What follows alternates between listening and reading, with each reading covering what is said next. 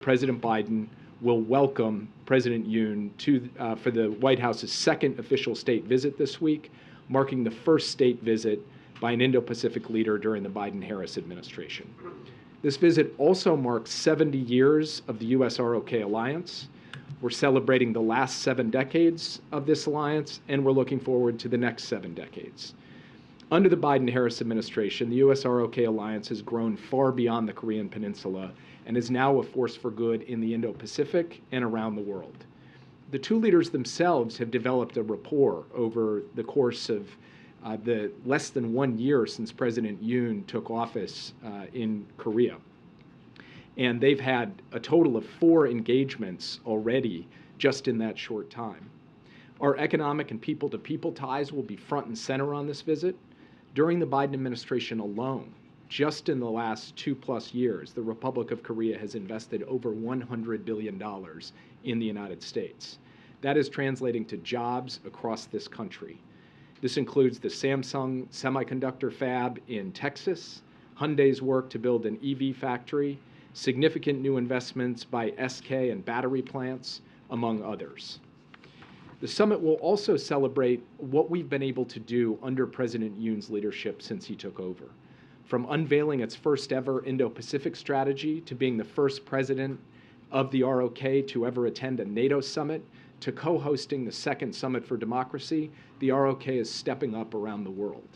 President Yoon has also shown determination and courage in his moves to improve ties between the ROK and Japan, an issue that has long been of deep interest to President Biden.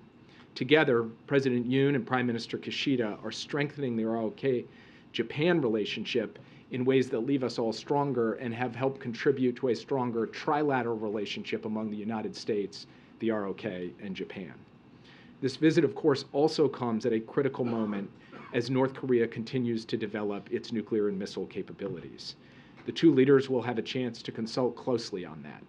President Biden will reinforce and enhance our extended deterrence commitments to South Korea with respect to the threat the DPRK poses. The alliance remains committed to pursuing dialogue with the DPRK to achieve a peaceful diplomatic resolution to longstanding differences and to achieve the complete denuclearization of the Korean Peninsula. We are ready to meet at any time, at any place to address serious concerns, and we are open to the possibility of humanitarian assistance with appropriate safeguards to help the people of the DPRK. While we've long been focused on the Korean Peninsula, though, this alliance is doing far more than ever around the region and around the world.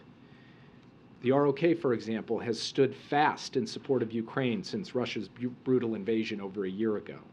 The ROK is committed to provide over $230 million in humanitarian assistance since Russia's invasion, which includes non-lethal military aid, medical supplies, and generators. And the ROK has also joined the international community by implementing sanctions and export controls on Russia.